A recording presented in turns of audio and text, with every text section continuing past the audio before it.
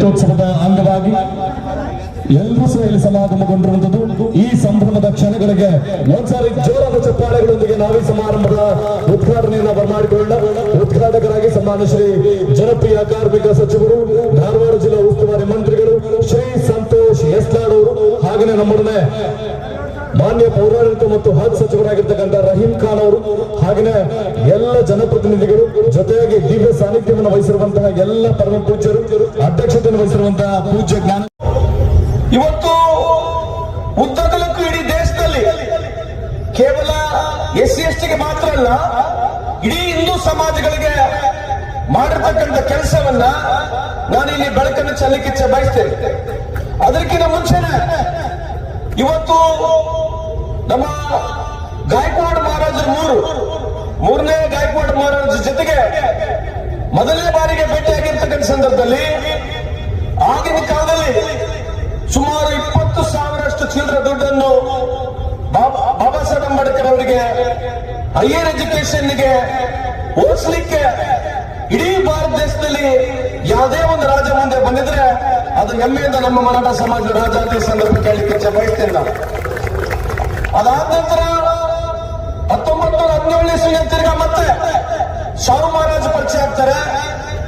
ಮೂಕನಾಗ್ ಅಂತ ಒಂದು ಪೇಪರ್ಗೆ ಅವರು ಸಪೋರ್ಟ್ ಅನ್ನು ಮಾಡ್ತಾರೆ. ಅದ್ರ ಜೊತೆಗೆ ಮತ್ತೆ ಫಾರ್ವರ್ಡ್ ಹೈಯರ್ ಎಜುಕೇಶನ್ಗೆ ಪುನಃ ಮತ್ತೆ ಹೋಗಲಿಕ್ಕೆ ಶಾಹು ಮಹಾರಾಜರು ಕೂಡ ಅವರಿಗೆ ಸಹಾಯವನ್ನು ಮಾಡ್ತಾರೆ.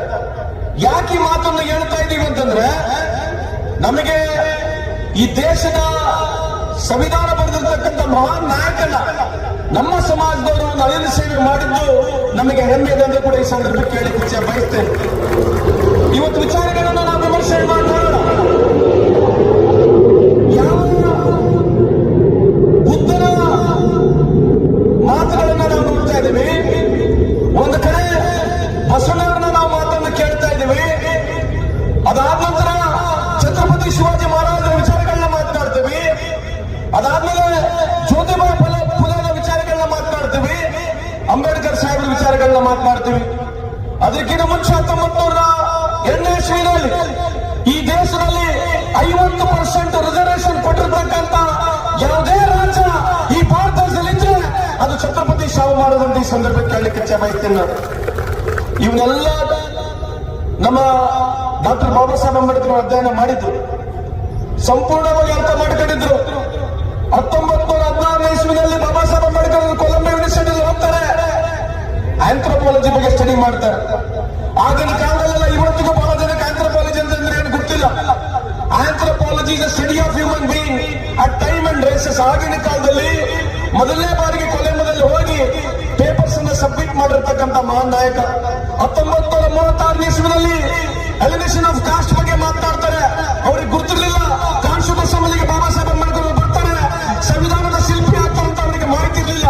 ಆದ್ರೆ ವಿಚಾರಗಳು ಅವ್ರ ಹತ್ರ ಆಲ್ರೆಡಿನೇ ಇತ್ತು. ಇವತ್ತು ಅವ್ರು ಬರೆದಿರ್ತಕ್ಕಂಥ ಎಲಿಮಿನೇಷನ್ ಆಫ್ ಕಾಸ್ಟ್ ಅಂತ ನಾವೇನ್ ಹೇಳ್ತೀವಿ, ಇವತ್ತೇನು ಬಹಳ OBC ಸಮಾಜಗಳು ತಾವೆಲ್ಲ ಮಾತನಾಡ್ತಿದ್ವಿ ನಾವಿಲ್ಲಿ. ಅವರು ಕಲ್ಕರ್ ಕಮಿಷನ್ ಅಂತ ಹೇಳಿ 1953ನೇ ಇಸ್ವಿನಲ್ಲಿ ಏನಾಗಿತ್ತು, ಬಾಬಾ ಸಾಹೇಬ್ ಅಂಬೇಡ್ಕರ್ ಅವರು ಬರೆದಿರ್ತಕ್ಕಂಥ ಎಲಿಮಿನೇಷನ್ ಫಾರ್ ಕಾಸ್ಟ್ ನಲ್ಲಿ SC/ST ಆದ ನಂತರ OBC ಗಳಿಗೆ